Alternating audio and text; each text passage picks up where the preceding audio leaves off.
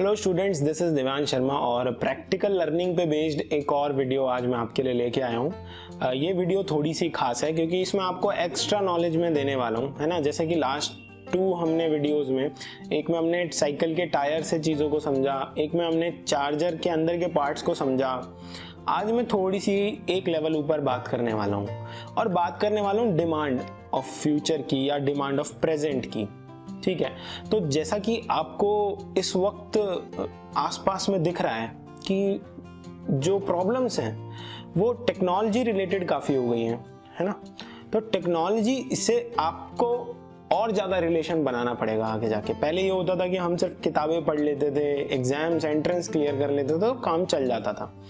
लेकिन आज इसके साथ साथ टेक्नोलॉजी से अवेयर होना, पॉजिटिव तरीके से अवेयर होना बहुत ज़रूरी है। अगर आप ज़रा सा भी नेगेटिव तरीके से अवेयर हो रहे हो या गलत चीज़ें कर रहे हो तो वो आपके लिए बहुत डैमेज हो सकता है। लेकिन अगर आप पॉजिटिव तरीके से अवेयर हो रहे हो तो बहुत ही ज़्यादा बेनिफिशियल है आपके लिए टेक्नोलॉजी, और आप आने वाले टाइम में सबसे आगे होंगे। तो बात करता हूँ आज कुछ फील्ड्स की, जैसे कि data science, artificial intelligence, internet of things. ये कुछ ऐसे फील्ड्स हैं जो ग्रोइंग फील्ड्स हैं, जो डिमांड ऑफ फ्यूचर हैं, नीड ऑफ प्रेजेंट हैं, है ना। तो इन से रिलेटेड अगर आपको चीज़ें स्टार्ट करनी है तो आपको कहाँ से स्टार्ट करना होगा, उससे रिलेटेड मैं बात कहूँगा। और काफ़ी बार आप लोग ये भी सोचते होंगे, दिमाग में आता होगा, मेरे भी दिमाग में आता था, काफ़ी लोगों के दिमाग में आता है कि स्कूल में जो चीज़ें पढ़ रहे हैं वो किसी काम की हैं भी या नहीं, एक डाउट आता है। लेकिन आपको 100% कह रहा हूं कि अगर आप डेप्थ में चीज़ों को समझोगे, उनकी गहराई को समझोगे, तो हर एक चीज़ जो आपने पढ़ी है वो आपके काम में आ सकती है, प्रोवाइडेड कि आप उसके साथ साथ काम भी कर रहे हैं। उनके काम तो नहीं आ सकती जो सिर्फ पढ़ के पेपर क्लियर करके भूल जा रहे हैं, लेकिन जो उसकी गहराई को समझ रहे हैं वो इसका आगे भी यूज कर सकते हैं। एक कॉमन एग्जांपल देता हूं, आपने अल्ट्रासोनिक वेव्स के बारे में 9th क्लास में पढ़ा था, या जो 9th क्लास में आए हैं वो पढ़ेंगे साउंड चैप्टर में।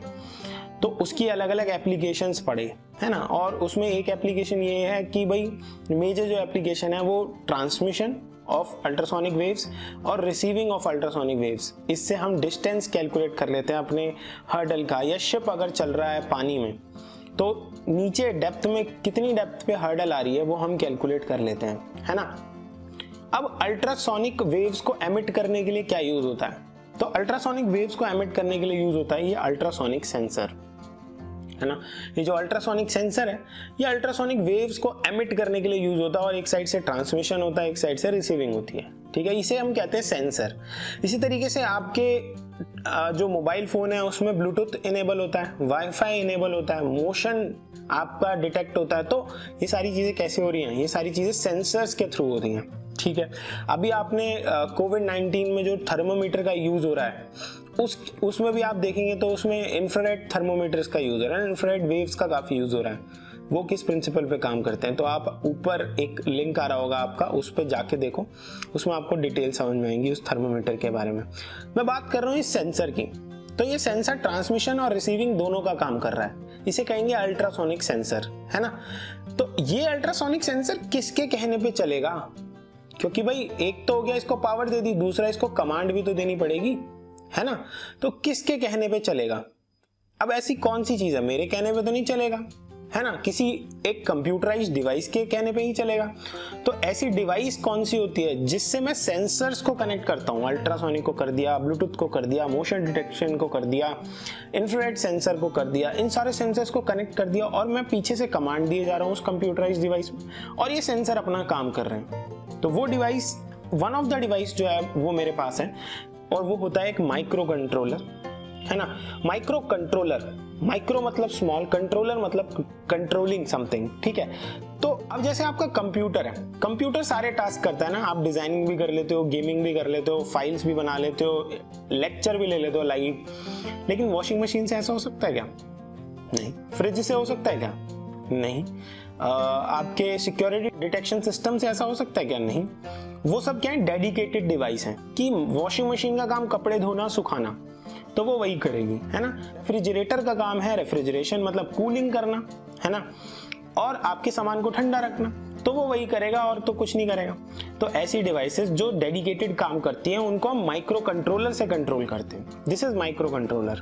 इसके अलग अलग पिन्स होते हैं। इसमें क्या होता है, हमें कोड लिखते हैं, उस कोड में हम कंडीशन लगाते हैं कि भाई अगर कोई बटन 1 प्रेस करेगा तो कपड़े जो हैं वो धुलना स्टार्ट हो जाए, उसके लिए मोटर चलनी स्टार्ट हो जाए। कोई बटन 2 प्रेस करेगा तो स्टॉप हो जाए, कोई बटन 3 प्रेस करेगा तो कपड़े ड्राई होने लग जाए, उसके लिए हमारा ड्रायर स्टार्ट हो जाए।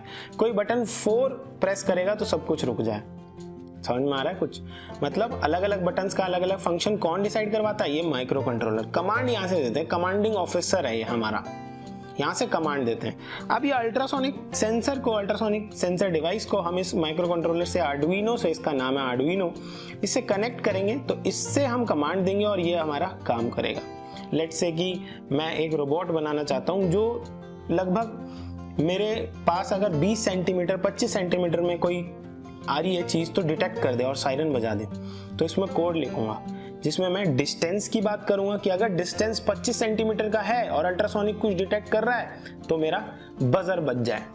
इस तरीके के बहुत इंटरेस्टिंग प्रोजेक्ट्स जो होते हैं वो इस माइक्रो कंट्रोलर से बन सकते हैं। अब आप कहोगे सर लॉकडाउन है, हम कैसे करेंगे इसमें? तो इसको करने के लिए इसको पढ़ना जरूरी है, इसके सॉफ्टवेयर एंड को समझना जरूरी है, और आप सब लोग कंप्यूटर्स पढ़ते हो कहीं ना कहीं। तो सबसे पहले मैं कहूँगा आप इसके बारे में जानो। इसके बारे में जानने के लिए arduino.cc एक इसकी वेबसाइट है, आप वहाँ पे जा सकते हो, या फिर इंस्ट्रक्टेबल्स, मैं इनका लिंक आपको डिस्क्रिप्शन में दूंगा। आप इस कंट्रोलर के बारे में पढ़ो, आर्डुइनो माइक्रो कंट्रोलर के बारे में। इस पूरे लॉकडाउन में सोचो कि मैं कुछ ऐसी टेक्नोलॉजी के बारे में सीख जाऊं जो भविष्य में हेल्प करे लोगों की भी और आपकी भी। जैसे कि अभी सैनिटाइजिंग रोबोट्स बनाए जा रहे हैं अल्ट्रासोनिक वेव्स का ही यूज करके, उनमें अल्ट्रासोनिक वेव्स यूज हो रही है। क्यों? क्योंकि हाई फ्रीक्वेंसी वेव्स होती हैं, वायरस को किल कर देती हैं। लेकिन क्या हाई फ्रीक्वेंसी वेव्स हमें भी नुकसान कर सकती हैं? क्या उनकी कोई और ड्रॉबैक हो सकती हैं? क्या वो कोरोना वायरस को किल कर सकती हैं? ऐसे तमाम सवाल आपके दिमाग में आने चाहिए एज अ स्टूडेंट, और अगर आपके दिमाग में आ रहे हैं then you are going in the right direction. So इस वीडियो में मैं आपको ये आर्डुइनो के बारे में अवेयर करना चाहता था, माइक्रो कंट्रोलर टेक्नोलॉजी के बारे में अवेयर करना चाहता था। एक मैसेज और देना चाहूंगा कि आप में से काफी लोग टेक्नोलॉजी को यूज करते हो तो उसको सही तरीके से यूज करो, है ना। अब जैसे कि मैंने स्टार्टिंग में बोला कि आप सही तरीके से यूज करोगे तो बहुत आगे जाओगे, लेकिन गलत तरीके से यूज करोगे तो पीछे रह जाओगे। It can be time wasting if you are not doing the right thing. It can be an investment if you are doing a right thing at right time. So try to get into technology but in a positive way. उसका use positively करो, ऐसा ना कि आप अपना time बहुत ज़्यादा किल कर रहे हो जो कि बहुत प्रीशियस है, वापस नहीं आएगा और सीखने को बहुत ज़्यादा है। तो यही मैं कहना चाहूँगा and thank you for watching this video. अगर आपको ये पसंद आया आर्डुइनो वाला तो मुझे कमेंट सेक्शन में ज़रूर बताओ, आप इसके बारे में डिटेलिंग में जानना चाहोगे। पहले मैं आपसे बोलूँगा कि आप सर्च करो, आपको काम देता हूँ ना मैं, तो ये काम है कि आप सर्च करो इसके बारे में, देन फिर आप मेरे से कनेक्ट करना कमेंट सेक्शन में। मैं आपको आगे हेल्प करूंगा इसमें आगे बढ़ने की, आगे समझने की, किस तरीके का कोड होता है, किस तरीके से बर्न होता है, और कौन कौन सी डिवाइसेस चाहिए, क्या क्या ऐसे इक्विपमेंट्स चाहिए जो मुझे इस कंट्रोलर पे काम करने के लिए एलिजिबल बनाते हैं। So this is all for this session and see you in the next session.